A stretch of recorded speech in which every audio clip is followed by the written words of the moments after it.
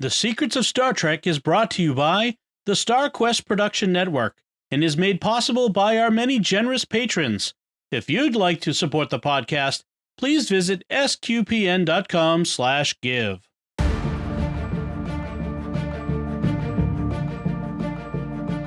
You're listening to The Secrets of Star Trek, where we discuss the hidden layers and deeper meanings found in all the Star Trek TV series, movies, and more. And today we're discussing the original series episode, The Squire of Gothos. I'm Dom Bettinelli, and joining me today is Father Cory Sticha. Hi, Father Cory. How's it going, Dom? Very well, thanks. And I used the wrong verb because also joining us is Jimmy Akin. Hi, Jimmy. Howdy, Dom. Folks, remember to like The Secrets of Star Trek on our Facebook page, facebook.com/StarQuestMedia. Retweet us on Twitter, where we're at SQPN, and we'd love to hear from you in both of those places or wherever you'll find us online. I also want to tell you about another podcast on the StarQuest Network that I'm sure you'll enjoy called PrayStation Portable. It is a daily experience of prayer of the church's Liturgy of the Hours, the Divine Office, at set specific hours of the day. You can take a moment and listen and pray along with Jeff, who does the Liturgy of the Hours for us, the PrayStation Portable podcast. It's one of the longest running podcasts ever. Over 15 years now, 16, 17 years at this point. Mm-hmm. And it's a fantastic podcast. Check it out wherever you find podcasts or at sqpn.com. But today we're talking about the Squire of Gothos. And Jimmy, can you give us a recap of this episode? The Enterprise encounters a planet that is home to a being named Trelane, who has a replicator that allows him to materialize anything he wants. Trelane is extremely polite and friendly, and he wants to entertain the crew and have a nice talk about Earth. He's been studying Earth, which is hundreds of light years away, and because of the light speed limit, he thinks humans are still a bunch of colorful, passionate, violent savages.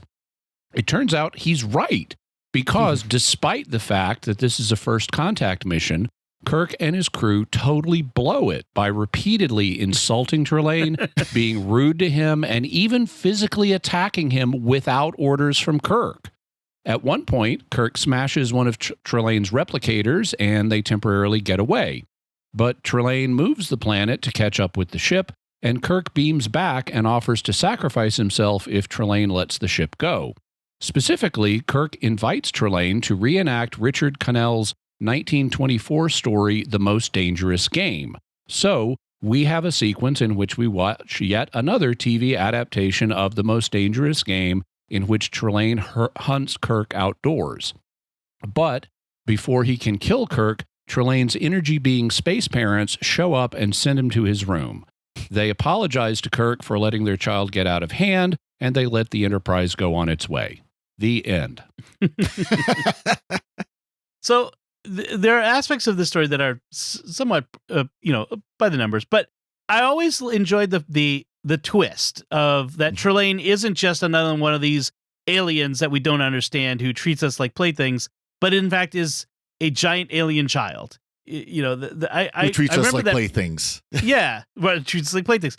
But it's like, it's not an adult, it's a child. And when you look back on it, you go, that's actually how a child would act, or an immature person would act. And it's especially nice in the scene where his parents show up, and the parents are just depicted as glowing, throbbing balls of energy. Yes.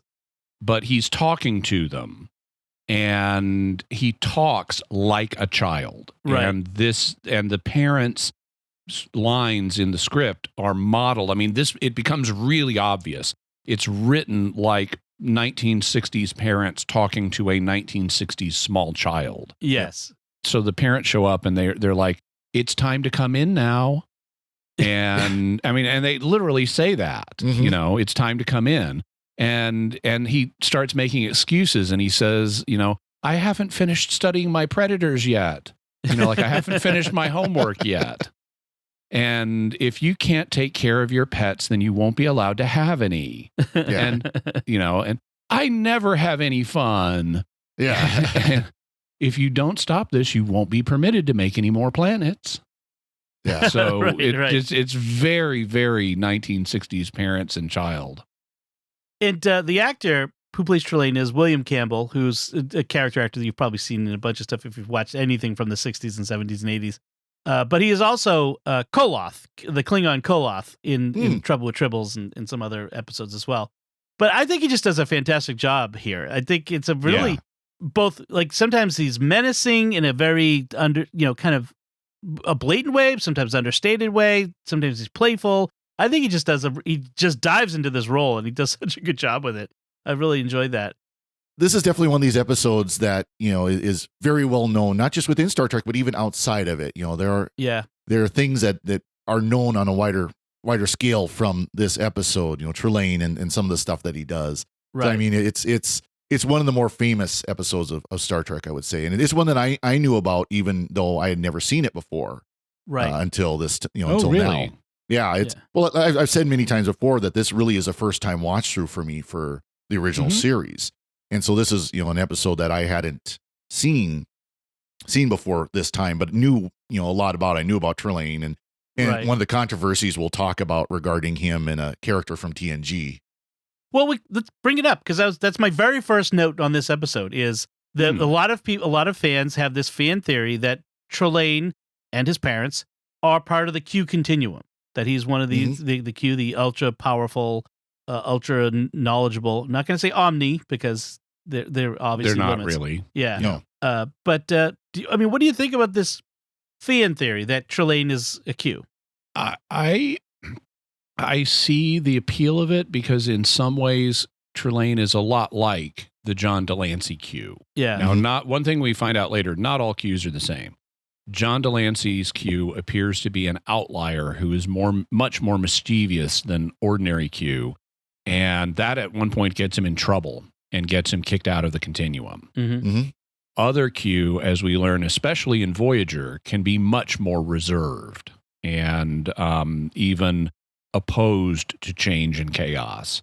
So Trelane is powerful like Q, but he's also like John Delancey specifically, not like all Q. Right. So I understand now we do know that Q reproduce, although if I recall correctly, when we see that happen in Voyager, it's like this is the first Q that's been conceived in millions of years or something. Right. It was very unusual. Like that. Yeah. Although there were 2 Q parents who had been left or been kicked out of the continuum who had a daughter. Yeah. But that was after they left the continuum. And that was in TNG's time. Yep. So it's possible there could be a Q child. And I understand that Peter David wrote a novel in which he declared Trelane a Q child and then explained away the discrepancies. But there are discrepancies.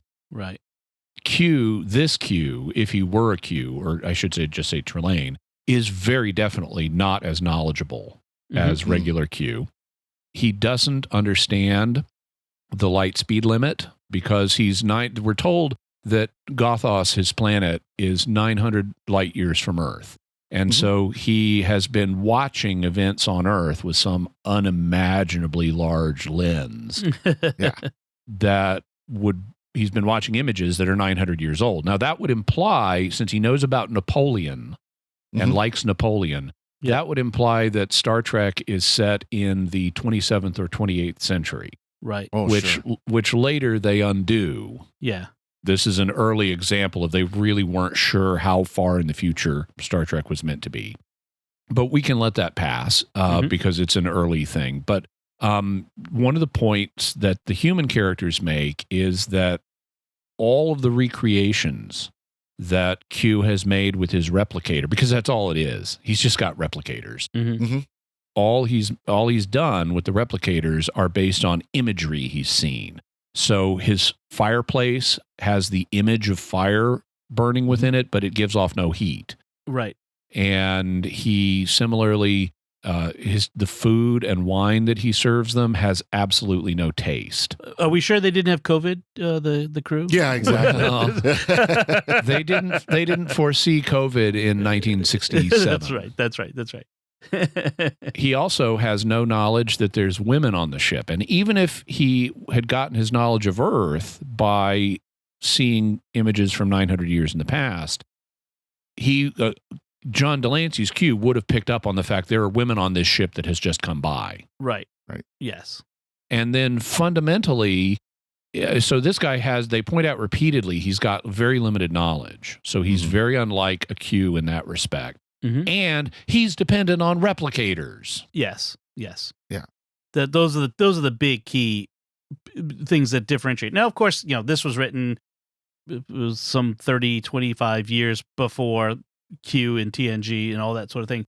I do wonder, I don't know if I've ever read, was Q, John Delancey's Q, inspired by Trelane in that sense? Because there are those definite parallels there, that, the chaotic figure, even the trial, he puts Kirk on trial just like Q puts Picard on trial. And speaks French too. Trelane speaks French in this, and so does Delancey. Of course, Delancey does it to mock Picard, but still. Yeah. He also speaks German at one point. So he two of the temporary characters we have this week are named DeSalle and Jaeger. And they're among the first to beam down. And so Q meets them, and it's like, oh, DeSalle, you must be French. And he says a line in French to him, and then when he learns the other one is named Jaeger, which is a German name, it means hunter. He starts riffing on German, and he starts doing this little martial parade kind of move, and he says, 1, 2, 3, wir gehen wir mit dem Schiffsgewehr. He says it in rhythm that's better than I did because I didn't really practice. But what that means is 1, 2, 3, 4, let's go with the rifle. At which point Jaeger says, actually, I'm an explorer, or I'm a scientist, not a weapons guy. Yes. And that's actually a big aspect of Trelane, is that he styles himself as a retired general, and he's very martial. Everything's about war and fighting and savagery, and he expects the humans that he encounters to also be just like that. And I read that the writer of this envisioned the story as a sort of an anti-war story after he saw children playing soldiers, playing at war. So it being the 60s and all. Yeah, well, dude, children, especially boys, play fighting is a human universal. It's in every single culture, because as men, they're likely to have to get into fights, especially historically. And so they need to practice when they're children, and it needs to be fun in order to get them to do it. And so relatively safe play fighting is built into human nature. So don't be play shaming children on that basis. That's kind of like you hear the story of boys who get in trouble because, guns are banned, but then they chew their Pop-Tart into a gun. That kind of thing. Yeah. So point their fingers, the pointer finger gun. But this was, something that in the 1960s was a cultural, and 70s was a cultural meme. I can remember as a child playing cops and robbers or whatever it was, and having some adults try to stop that on the grounds that, oh, that's violent. It's like, it's fun. What's wrong with you? Yeah, right. Exactly. Well, it's politically incorrect, and their version of that is cowboys and Indians. Yes. On the other hand, I give my children plastic swords. So good. There you go. So I think Star Wars did little boys a favor everywhere by making lightsabers so culturally prominent that that parents would actually give them to their children. Yes. Thank you, George Lucas. So that starts with them traveling across a void. They're on their way to bring a cargo of needed supplies to somebody, the usual thing of where we can't be delayed. And so they're traveling across this space desert, and they encounter this planet in the middle, uncharted. Not expected to be there, but it's inhospitable. That's actually a big aspect of the first start of this is it's not a habitable planet. And also, the way they introduce it sounded to me like it's meant to be a rogue planet. Yeah. But later they talk about entering its solar system, and it's got a lot of light shining on it. Right. So apparently not. Although I do like they say it must be in a light warp, or we would not have seen it until now, suggesting that light has been bent around it to keep it hidden. Yes. And as I forget what was the precipitation for both Sulu and then Kirk are disappeared from the bridge. Yes. So when they went to Kirk Kirk orders Sulu to change course so they can avoid it. And as soon as he reaches for the buttons to do it, he disappears. And then Kirk runs over to the console and he disappears right away too. Okay, right. That's what it is. And then Spock's now in charge. DeSalle, the navigator, who gets I think he's in at least one other episode. We see him at least one more time. But DeSalle, the navigator, and McCoy, they both want to immediately transport down and start searching this entire planet without any idea of where to go to get them. Let's just go search a planet. Don't know we can. And Spock is like, dudes, I don't know that we can delay our mission for decades while you search that planet. right. And then they get a text message from the planet, which was basically greetings and felicitations. And when they respond, hip hip hooray, tally ho. Right. Yes, I believe it's pronounced tally ho, as Spock says. So yes, they get a text invitation, and so they beam down to a place where they think it's going to be this very inhospitable atmosphere, volcanic gases, but it's in this very pleasant place, and it's interesting. So they're wearing breather masks, but not full spacesuits. Apparently, that was a directorial decision to not do the space suits like we saw in Naked Time. I saw a quote from the director who said, "Let's not do that. We don't want the audience to laugh at the beginning."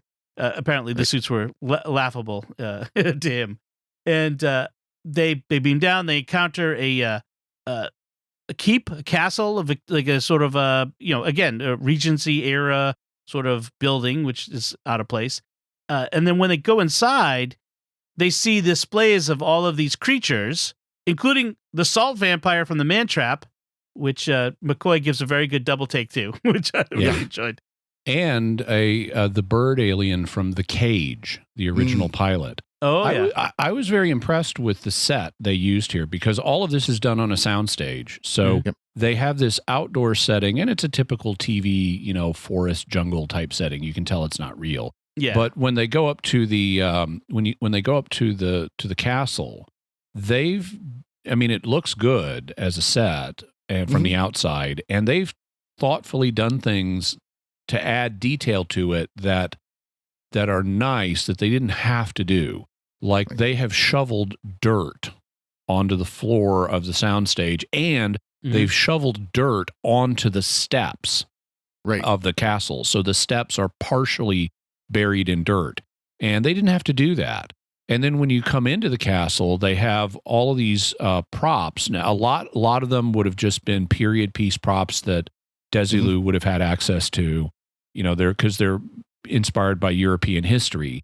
And a lot of them are just European historical props. But then you've got, including things like a harpsichord and stuff like that. But then they have these alien elements, and not just the ones we've seen before, like the salt vampire and the bird alien from The Cage. They also have these mounted heads, and there's kind of a bug-eyed alien head that they must have made for this. And there's a sort of like an alligator head, and then there's an actual alligator head. Now that they could have gotten out of inventory. Right. But it's a very nicely dressed set, including things that they didn't have to make to pull this off, but they made them anyway. Right. It was some nice attention to detail here, and it's really nice. I do like the fact that they included the salt vampire and had the McCoy reaction, because it just was perfect. Yeah. And then Kirk and Sulu are in there again, frozen and posed like statues, which in green light. Yeah. And as soon as Trelane turns off the light, they unfreeze. But that's actually creepy, seeing the captain and Sulu there frozen in green light. Yeah. Yep. Yeah. He's collected them, which is really creepy. I like when they first see Trelane, when he shows up, he's playing the Sonata in C major by Domenico Scarlatti. So little namesake. How about that? Little name check there. I thought I'd throw that in there. I saw it in the notes on Memory Alpha. Trelane is very enchanted with the idea of women being aboard the ship, because again, from his point of view, in Regency era, the early 1800s, women were not on board military ships, and so he wants to beam them all down. And he's sure they're all beautiful, which, well, it's Star Trek, so yes, they are. Yes, that's true. They are all beautiful. And They end up having Uhura and the Yeoman of the Week beaming down instead. So this would be one of the replacements for Janice Rand after I'm forgetting the actress's name Grace Lee Whitney after she left the series. Right. Now he wants to beam all the women down, but instead Spock beams them the crew that's down there up, and Trelane is intent on punishing Spock for doing that. So that sets up this Spock versus Trelane conflict through the rest of the episode. This sort of Spock being sort of nonplussed, the regular Spock, to Trelane's kind of chaotic emotion, which is it gives us some fun moments. And as I was saying, like Trelane has this subtle combination. I don't know if it's subtle, but this combination of witty, urbane, and threatening that just feels unhinged throughout it, which I really enjoy. I like that aspect. He becomes more threatening as we go, but especially in the beginning, he's just witty and urbane. Yeah. Mm-hmm. And he's very forgiving. Right. Because they repeatedly, despite the fact it's their mission to find new life and make contact with it, they're like, okay, let's get out of here from the get-go. Mm-hmm. Yeah. And there's like no effort to engage Trelane and establish contact or learn about him or fulfill any of their standing orders. and they're totally rude, and he keeps forgiving them over and over again. Yeah. They'll do something that's outrageously provocative, and because he's into this "you're such colorful savages, I love it" thing, he'll immediately forgive them for it. And at one point, like after they've beamed everybody up in violation of diplomatic protocol and first contact protocol, he gets them back down, and he's set a lavish feast for them. He doesn't know it's tasteless, but he set this lavish feast for them, and he's like, "Come, let's forget your bad manners." And I'm going, "Yes, let's." Thank you. They have been behaving atrociously. Now, to be fair, being kidnapped against your will can make you a little testy. So I'll give Kirk a pass on that one. That's true. I don't know. I think in one of the first things they teach you day one in first contact school, if the alien kidnaps you but lets you live, that's a good start. Right. That's true. He did, but he did want to have him on display instead of actually, able to make the first contact. So that doesn't help either, though. Well, but he lets them go as soon as the others show up. It's like, oh, I suppose you'll want me to let them go now. Snap, and they're animated again. Yep. Right. Well, that all kind of leads to this very fun exchange between Spock and Trelane. Like, Spock says to Trelane, "I object to you. I object to intellect without discipline. I object to power without constructive purpose." And Trelane is delighted. "Oh, Mr. Spock, you do have one saving grace after all. You're ill-mannered. The human half of you, no doubt." That was such a great little repartee. That was so much fun. I like that. He also, so there's a couple of things in connection with this. Now, we mentioned the kind of anti-violence, meme that was popular in the culture at this time about, oh, humans are so violent, it's so sad, and stuff like that. And we can discuss that another time. But one of the first things Trelane says when they beam down is, "Do you know that you're one of the few predatory species that preys even on your own kind?" Mm-hmm. And I remember hearing that all the time growing up, that humans were the only species that preyed on themselves. And it's like, you know how untrue that is? It's very untrue. Very, very untrue. You know what the principal cause of death among male baboons is? Other male baboons. Right. Right. The reason that you have lots of predators like tigers and stuff that are loners, they don't get along with their own species. Right. Exactly. And they want to stay out of each other's territory if they want to stay alive. Right. So humans are very far from being the only thing that preys on itself. That is a common evolutionary strategy. Yeah. Right. It's so self-evident as to beggar the question, why? Like, how could anyone even propose this? It's like, have you never been outdoors? Like, it's so untrue, obviously. Yeah. Yeah, it's because I think it's because in this time period in particular, it's because of the Vietnam War, and this was a way of expressing anti-war sentiment. Yeah, by ignoring the facts. That's true. And enough people didn't know, didn't have an elementary knowledge of other species to correct this. I'm so glad we've moved beyond ignoring the facts when it conflicts with our political and ideological views. Yeah.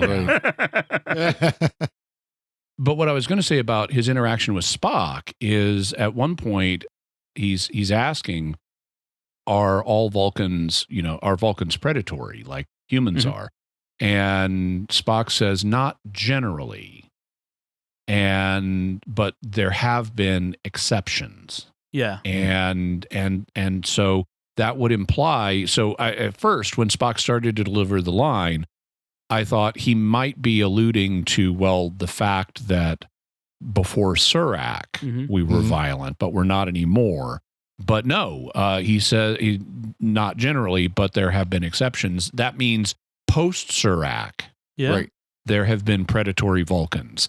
And that we actually get to see in the Deep Space Nine episode Field of Fire, where you have a Vulcan serial killer loose on the station. And yeah, that's right.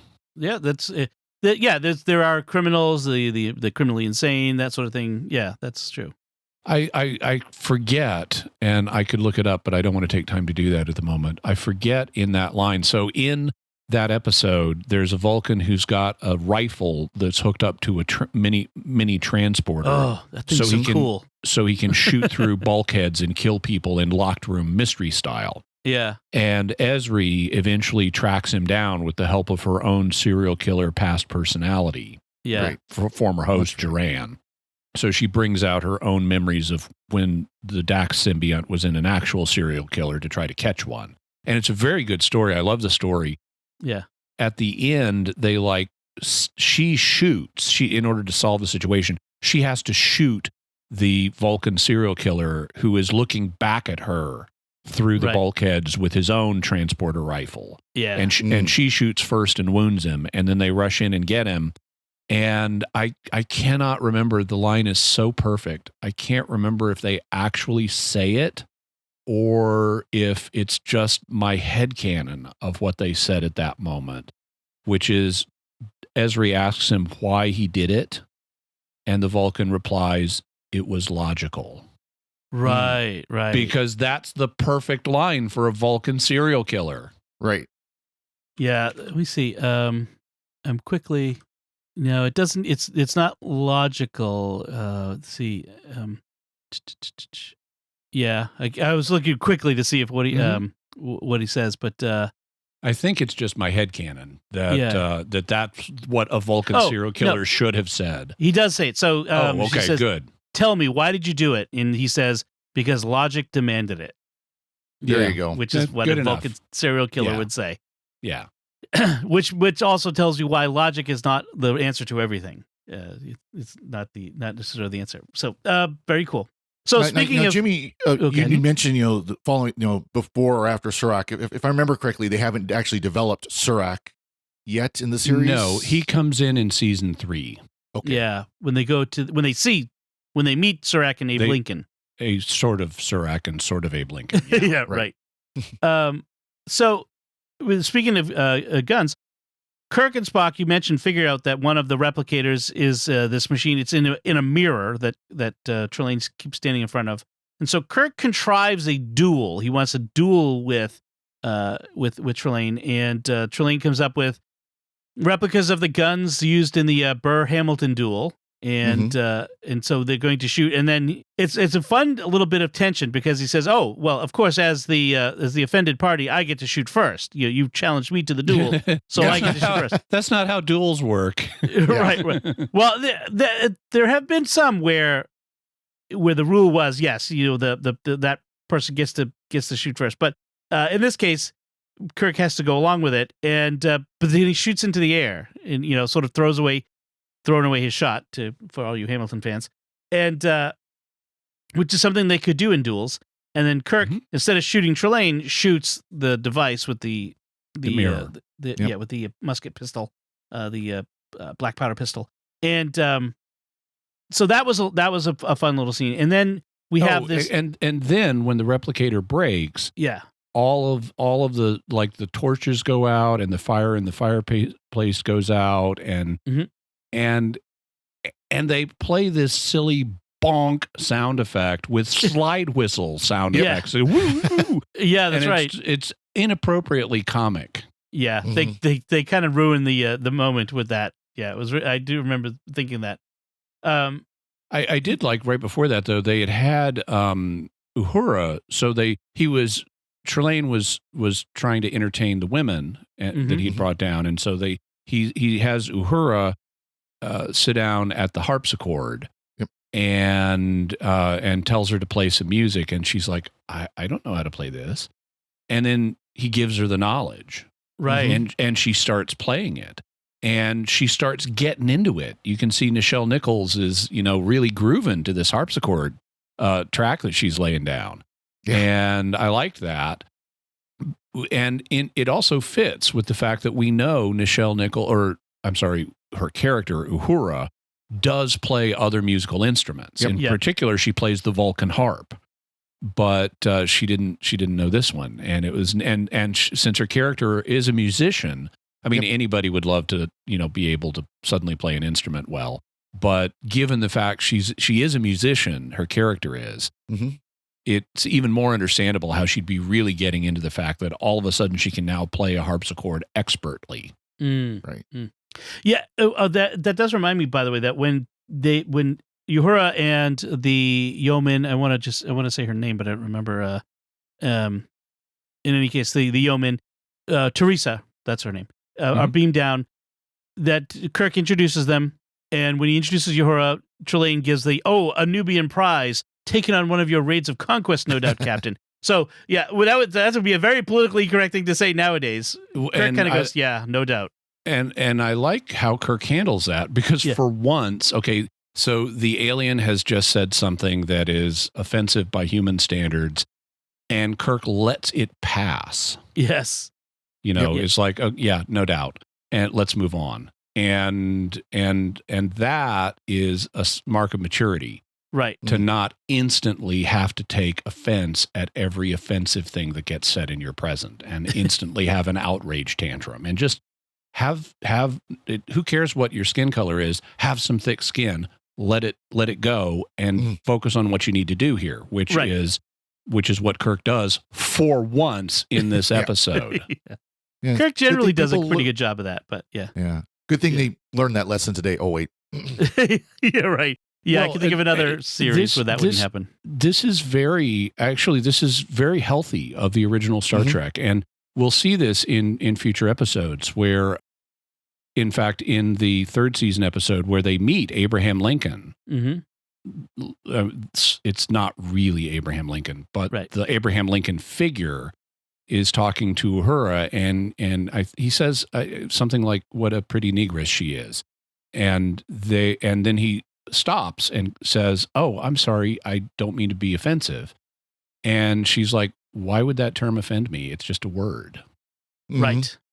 Yeah, that's the episode, "The Savage Curtain." Yeah. And I have to say that, that word, and the word he uses is not the word the historical Abraham Lincoln would have necessarily used. Right. He might have used that word. He was educated enough to use that, but he might have used a more colloquial term as well, which would have been very hard for them to say in 1960s television and get the reaction. But I like the fact the historical distance is such that Uhura is able to say, well, okay, I don't care about that word. That's a word. Right. And after a certain historical distance, I'm sure there are all kinds of words that hundreds of years ago, my ancestors would have been called as insults. And those words have no resonance for me. Right. You know, well, so even now, like just my when my grandfather came here, they would have called him, I don't know, the Italian word, zingini or something, whatever. But it doesn't bother me. I mean, it's just a word. I mean, I know that it's intended to be in many cases intended to be an insult, but it's just a word, Well, and in the 19th century, words like this, including the N-word, were not used to inflict pain. Right. No. I mean, if you read Mark Twain, for example, if you read Huckleberry Finn, which is an incredibly pro-human equality novel, Mm-hmm. the N-word is used constantly, and it is very clear nobody's trying to inflict pain Right. with this word. And so we have a certain cultural resonance, or that word has acquired a certain cultural resonance today that it originally did not have historically. It wasn't used to inflict pain. And Lincoln, whether he uses negress or the N-word, is not trying to inflict pain. Right. Right. Today, its use would offend and would inflict pain. It's one of the reasons why we don't use it. Obviously, it's a word that we avoid. Yeah. So he also addresses the yeoman Teresa and calls her Helen of Troy. This is the face that launched 1,000 ships and burnt the topless towers of Ilium. So he gets very... that is a quotation from Christopher Marlowe's Dr. Faustus. Oh, I didn't know that was from there. Interesting. Mm-hmm. So and then he addresses her, and then he says, "Sweet Helen, make me immortal with a kiss," which Trelane then goes on to say, is another part of that quotation. Right. He dresses her in a period outfit and starts dancing with her while Uhura plays, and that kind of gets the Starfleet men a little possessive, which is fun, which delights Trelane. Yes. Oh yeah. Oh yes. So we have this where they run from him in the ship, as you mentioned, and Kirk ends up getting taken back, being put on trial. And Kirk basically says to Trelane, look, you're bored because there are no stakes. There's nothing at stake here. So there's not enough sport in it. So that's when he suggests the hunt, that you hunt me. And he starts hunting Kirk through the forest. And at the end, Kirk I think he notices that Trelane's acting like a spoiled brat and grabs his sword and breaks it over his knee. And Trelane stomps his foot and is very angry that he's not playing the game right. Tell me, I tell you, I live that every day. You're not playing the game right. So that's when, of course, Trelane's parents show up and do that whole thing. Kirk ends up describing Trelane as the god of war when they're talking about it later. And Spock immediately says, "Dude, he wasn't that." Yeah. Right. But I think he's going for chaotic, like Ares and Mars. So not quite so powerful, but yeah. Or a naughty little boy, and he lists the things that naughty human boys do, and kind of attributes to Spock, like when you were a kid, dipping the girls' pigtails in ink wells, which is not a thing you would do in the 23rd century, but or the 20th. Right, yeah. Exactly. Even by Kirk's time, even by the 60s, that wasn't the thing they would do. But it was a trope, though. Yeah. Well, it kind of fit the time too that Trelane was setting up for the 19th century, same kind of time frame. But it's funny. He goes, he's probably doing things comparable to the same mischievous pranks you played when you were a boy, Spock. And Spock gets horrified and offended that he would be accused of ever misbehaving as a child. And he goes, "Oh, forgive me, Mr. Spock. I should have known better," which is just a great exchange. Because Spock not misbehaving. Any other notes on this episode, Father Cory? So I got a kick out of when McCoy and the landing party show up. How they land and they read, there's atmosphere and everything, and Yeager takes off his mask and sniffs the air. And all I could think of was Tech Sergeant 10 on Galaxy Quest, where they land and he opens the back, he goes, "Smells okay to me." Yeah, right. Jimmy, any other notes? So there's this sequence where they've gone back to the Enterprise, and then Trelane moves the planet to follow them and keeps getting in front of them. And I don't know how. I watched the remastered edition, so I don't know how this looked on the in the original. I mean, I've got the original, but I didn't dig it out to watch it. But in the remastered version, wow, this is a dramatic space chase sequence they've got, where the planet just keeps sliding in front of them, and they're going to crash into it if they don't change course. and stop, which is what he's trying to get him to do. And of course they do stop, but the people who did the CGI for the digital remaster did a really good job in this sequence. It's like a space roller coaster bumper car thing happening, and it's very effective. Also, I thought was very effective when Kirk does beam back down. He's in a sort of 17th century looking chamber that's dressed for a trial. And you have Trelane there in a black judicial robe with a fleece wig like a judge would wear. And the first thing Trelane says is, this time my instrumentality is invulnerable. So you don't get to smash my replicator again. Right. But he tells him that the sentence, if he loses, is going to be death. And to dramatize that, they show all of a sudden the lighting changes and the silhouette of a noose appears on the wall behind Kirk. And it's very effective. And Trelane is very angry at first as a judge. But then his mood changes and he admits he can't sustain his anger. And this is true. This has been consistent of Trelane throughout the episode. He will get mad momentarily, but then his mood changes and he goes back to his default of being friendly again. And I find that a very interesting characteristic. In fact, he says that he didn't think he was capable of the rage. It was like he was delighted to have this emotion that he didn't even know he could have. And he says the experiment has been successful. So he was trying to get himself worked up into a rage, which is interesting. And then at the end, I guess this being like 1967 or whatever, the Most Dangerous Game had not been done to death on television. Yes. Right. So I have to take that into account. But wow, if I want to see the Most Dangerous Game, I will either read the Most Dangerous Game or I will watch the original Most Dangerous Game. I don't need to see it played out over and over again. This is one of the things, like, it's such a cliche in American television. It's like the Seven Samurai. Yeah. You see the Seven Samurai get remade over and over again as episodes in American TV shows, especially American science fiction TV shows. And like even in Battlestar Galactica, so the Magnificent Seven was the American Western version of the Seven Samurai. And then you have endless redresses of that in American television. Like on Battlestar Galactica, you have The Magnificent Warriors, which is one of the bottom of the barrel adaptations.